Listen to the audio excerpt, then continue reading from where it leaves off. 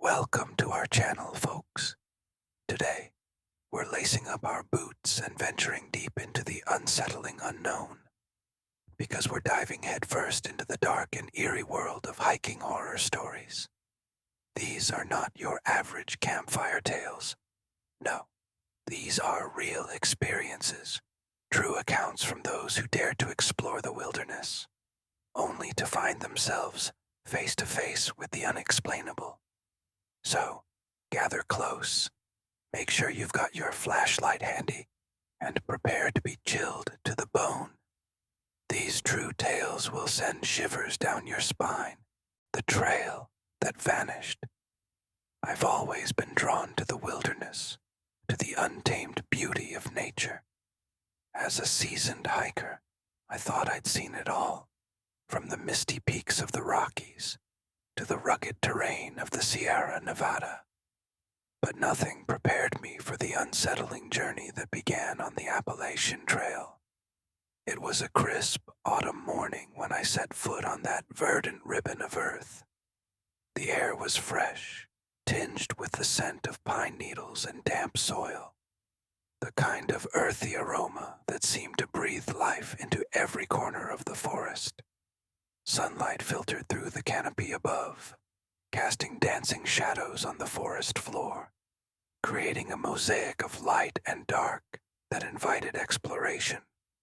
I was filled with excitement as I stepped onto the trail, my backpack snug on my shoulders, packed meticulously with gear and supplies. I'd prepared for months, studying maps, checking weather forecasts, and refining my packing list. The Appalachian Trail had always been a dream of mine, and this was my chance to conquer it. I documented every moment, taking photos of the towering trees and the winding path, sharing my progress with friends and family. The first few days were invigorating. The trail was everything I had hoped for. Breathtaking vistas, tranquil streams, and the soothing sounds of nature. I was in my element, feeling more alive than ever. I sent my last message to my family from a small town near a supply point. I was in good spirits, eager to continue. The next leg of the journey lay before me, promising new challenges and discoveries. But then, the silence began. At first, it was just a delay. I'd missed a few check-ins before, and my family was used to my sporadic communication. But as days turned into weeks, the silence grew more unsettling. My usual updates, photos, and messages ceased. I'd always been meticulous about staying in touch, and the abrupt end to my communication felt eerie. My family grew concerned. Their calls and messages went unanswered, and the worry that gnawed at them became almost unbearable. They reported me missing, and the search began. Volunteers combed the trail, their efforts a stark contrast to the serene beauty of the mountains. Helicopters buzzed overhead, their whirring a jarring noise against the otherwise peaceful landscape. Weeks turned into months. The search parties found no trace of me, and the mystery deepened. The once bustling trail was now a place of quiet desperation. There were theories aplenty. Had I gotten lost, succumbed to the elements, or encountered something sinister in the woods? The rumors began to swirl, whispers of the missing 411 phenomenon, a chilling phenomenon linked to unexplained disappearances in national parks. Then, just when hope seemed to be fading, a chilling discovery was made. Deep in the woods, miles off the beaten path, searchers stumbled upon my campsite. My tent stood untouched, my belongings neatly packed inside. It was as if I had simply vanished into thin air. But there was one detail that stood out, one final eerie clue that sent shivers down the spines of even the most seasoned investigators. On a rock beside my untouched supplies, my journal lay open. The pages fluttered in the breeze, and on the open page, written in hurried, frantic handwriting, were 3 chilling words. Don't follow it. I can't fully explain what happened after that. My memories are fragmented, a jigsaw puzzle of fear and confusion. What I do know is that something changed in those woods, something that defies explanation. As I wandered, the trail seemed to shift beneath me, the familiar landscape twisting into something unrecognizable. The trees grew denser, their branches reaching out like skeletal fingers. The once clear path became a tangled web of undergrowth and brambles. Shadows seemed to dance at the edge of my vision, and the forest took on an oppressive, almost malevolent quality. I felt as though I was being watched, pursued by an unseen presence. The fear was palpable, a cold weight that pressed down on me with every step. The forest, once a refuge, now felt like a trap, its beauty masking a sinister intent. I could hear whispers on the wind, voices that seemed to echo my thoughts, urging me to turn back, to escape. But there was no escaping the feeling of dread that clung to me. Every rustle of leaves, every snap of a twig, seemed to signal danger. I tried to retrace my steps, to find my way back to civilization, but the forest had other plans. The trail seemed to lead me deeper into its heart, as if it were alive, guiding me toward some unknown fate. It was during one of these moments of disorientation that I stumbled upon a clearing. In the center stood a large, gnarled tree, its bark twisted and contorted in grotesque patterns. At its base was a strange, ancient symbol carved into the wood, its meaning lost to time. It was both mesmerizing and terrifying, a silent testament to something older and darker than I could comprehend. The sun was setting, and the shadows lengthened, casting eerie shapes across the clearing. I felt a growing sense of panic, a desperate need to escape. I could hear the distant sound of helicopters, the faint hope of rescue. But the forest seemed to conspire against me, its twisted paths leading me away from help. As night fell, the forest grew colder, and the darkness seemed to close in around me. I huddled close to the tree, using it as a shelter from the encroaching night. My thoughts were a jumble of fear and confusion, and I could barely hold on to the hope that someone would find me. In the midst of this chaos, I remembered the words from my journal. Don't follow it. What did they mean? Was there something I was supposed to avoid, or was it a warning about something that lurked in the woods? The uncertainty was maddening, a constant source of dread. I survived the night, though it was a fitful, restless ordeal. As dawn broke, I began to move again, driven by the need to find a way out. The forest, however, showed no signs of easing its grip. I felt as though I was trapped in a nightmarish labyrinth, each turn leading me further into its depths. Weeks turned into months, and my ordeal continued. The forest seemed to have a life of its own, a malevolent force that refused to let me go. Every attempt to escape was thwarted, and the constant fear of the unknown kept me on edge. I was alone, with no one to help me, and the sense of isolation was overwhelming. But I never gave up. I kept moving, driven by the hope that one day someone would find me. The forest may have been a dark and terrifying place, but I refused to let it break me. The words from my journal were a constant reminder, a chilling warning that kept me alert and focused. And then, one day, just when I had almost lost hope, I saw a faint light in the distance. The sight of it filled me with a renewed sense of hope, a glimmer of salvation in the midst of the darkness. I made my way toward it, pushing through the dense undergrowth and brambles. The light grew brighter, and I could see the outline of a clearing. My heart raced as I emerged into the open, and there, standing before me, was a group of searchers, their faces a mix of relief and shock. They had finally found me, and the sense of relief was overwhelming. As I was led out of the forest, I glanced back one last time. The Appalachian Trail, with its emerald beauty, seemed to hold its secrets close. It had tested me in ways I could never have imagined, and I knew that I would never forget the eerie warning I had left behind. My disappearance remained a mystery, a chilling reminder of the unknown dangers that lurk in the wilderness. The forest had been both my tormentor and my savior, and the experience had changed me in ways I could never fully describe. The trail, with its beauty and danger, would always be a part of me, a haunting reminder of the darkness that can lurk in even the most picturesque places. The haunting of Redwood National Park. It was supposed to be the perfect escape. My friends and I, full of life and curiosity, were heading into the heart of Redwood National Park for a weekend adventure.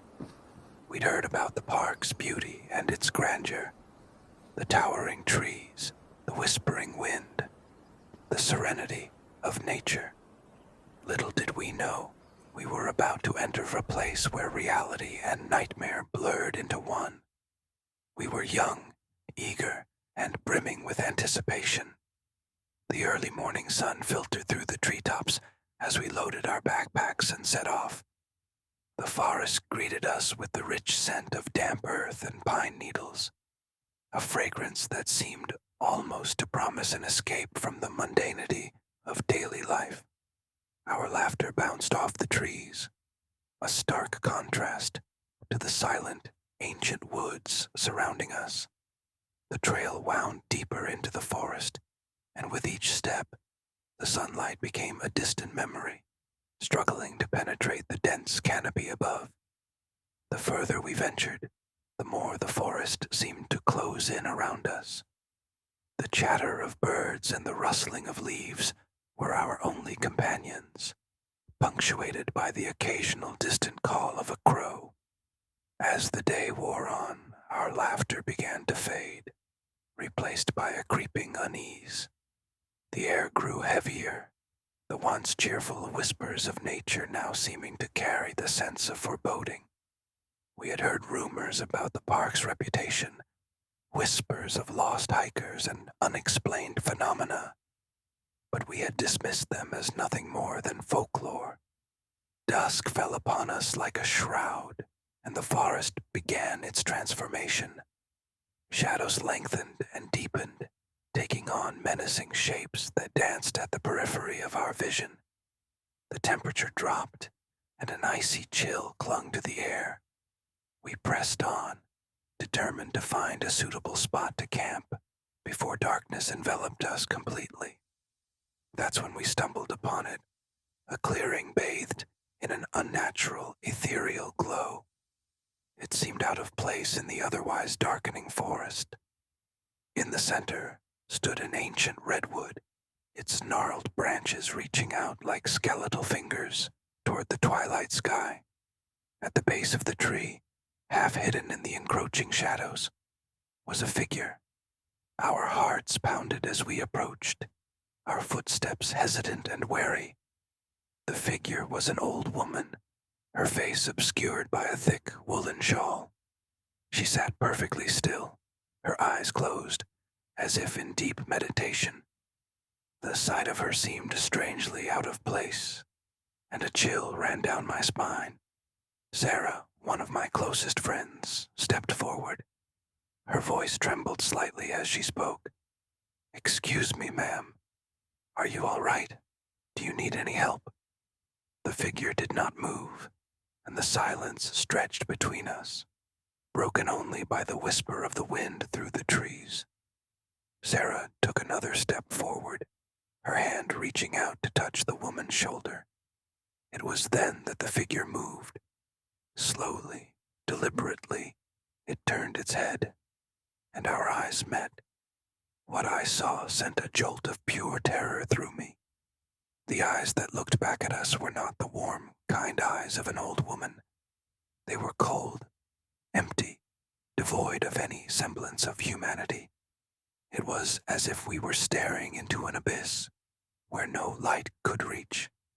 Sarah gasped, her face pale with fear, and stumbled backward. The figure rose to its feet with a fluid, almost inhuman grace. It took a step towards Sarah, and then another. We stood frozen, our breaths shallow and ragged. The figure's movements were eerily calm, yet there was a malevolent intent behind each step. Panic surged through us as Sarah turned and ran.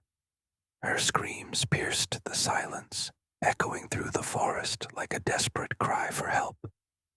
We hesitated for a moment, paralyzed by the terror that had gripped us. Should we help Sarah or save ourselves? The choice was made for us. The figure began to follow, its steps unwavering, its gaze fixed on our fleeing friend. We watched in horror as Sarah's form disappeared into the darkness, her screams gradually fading into the distance. The forest seemed to swallow her cries, leaving us in a suffocating silence. The rest of us were left in a state of shock. The clearing, once illuminated by that eerie glow, now seemed to darken further, as if the very essence of the forest was drawing us into its depths. We knew we had to leave, but the path back seemed elusive, as if the forest itself was shifting to keep us trapped.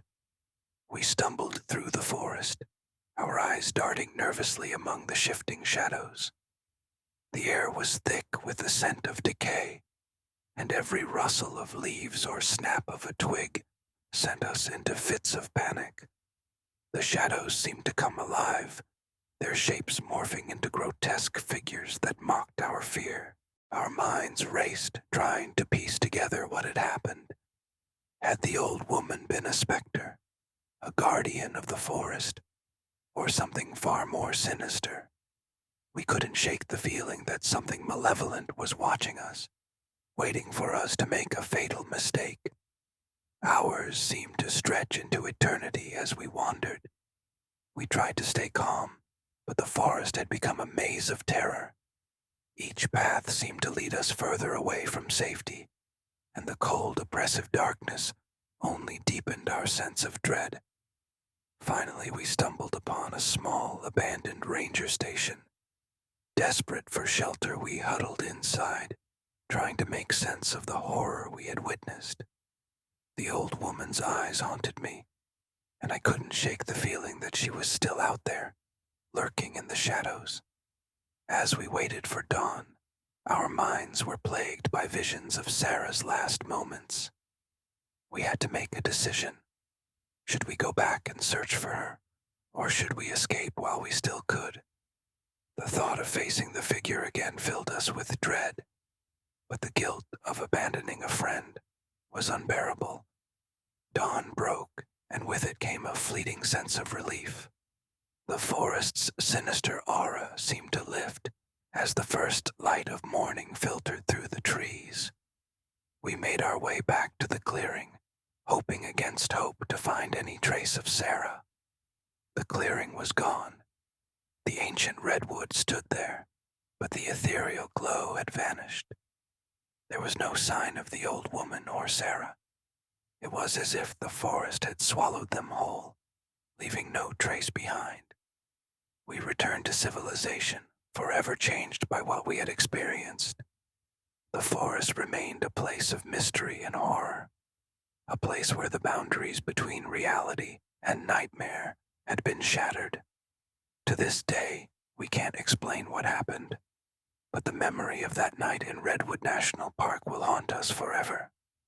As I reflect on that fateful night, I realize that some mysteries are best left unsolved.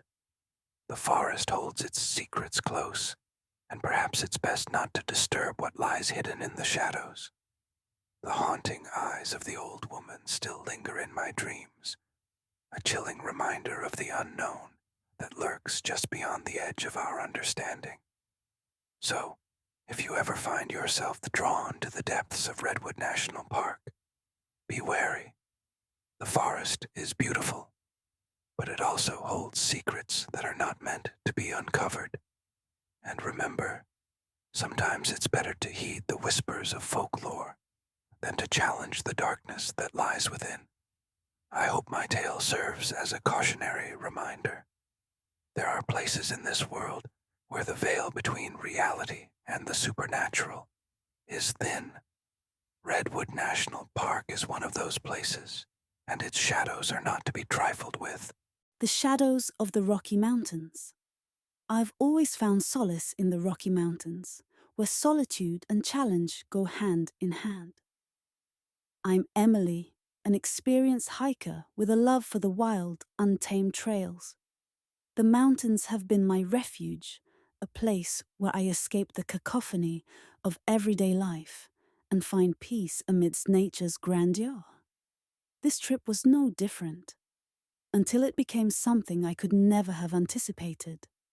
I set off early in the morning, the sky still painted with hues of dawn.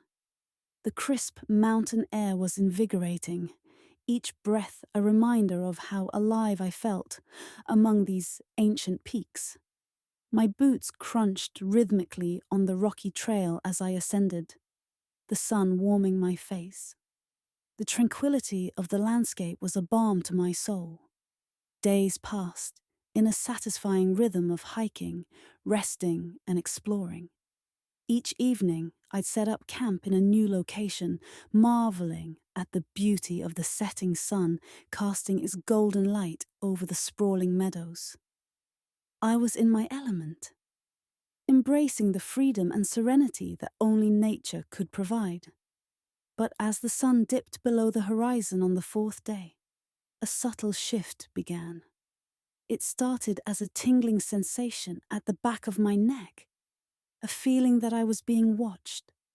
I shook it off, attributing it to the fading light playing tricks on me. The wilderness, though beautiful, had always had its eerie moments. The shadows grew longer, and a chill crept into the air. I quickened my pace, trying to shake off the feeling of unease.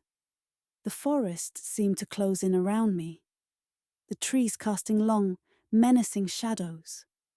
The crunch of my boots against the trail seemed louder, more pronounced, as if echoing the growing tension in my mind. By the time I reached my campsite, darkness had fully enveloped the mountains. As I set up my tent, every sound seemed amplified. The rustling of leaves, the snapping of twigs. Each noise set my heart racing. I tried to convince myself it was just my imagination, but the sense of being watched was inescapable. That night, sleep eluded me.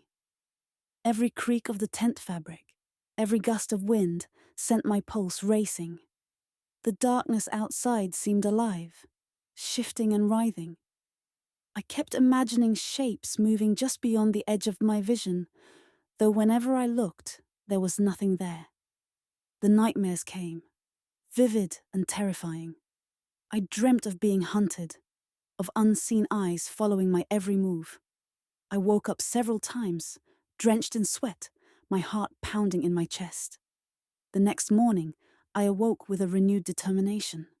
Fear would not dictate my actions.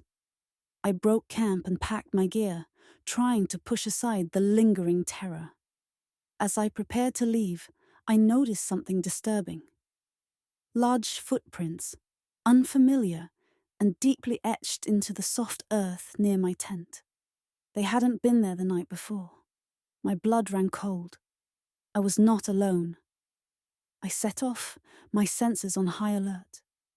Every rustle in the forest, every shadow seemed to carry a hidden threat. I pushed on, my fear mingling with adrenaline, each step forward an act of defiance against the terror that clung to me. Hours later, as I rounded a bend in the trail, I saw it. The figure from the night before was no longer a figment of my imagination, but a tangible, terrifying reality. It stood in the middle of the path, blocking my way. It was taller than I had expected, cloaked in a heavy garment that obscured its features.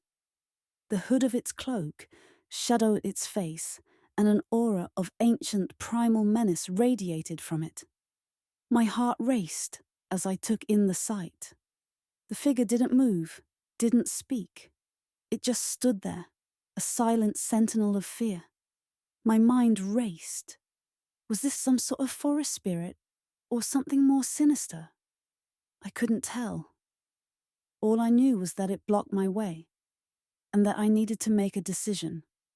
I took a step forward, hoping to bypass it, but the figure's presence seemed to stretch, filling the entire path.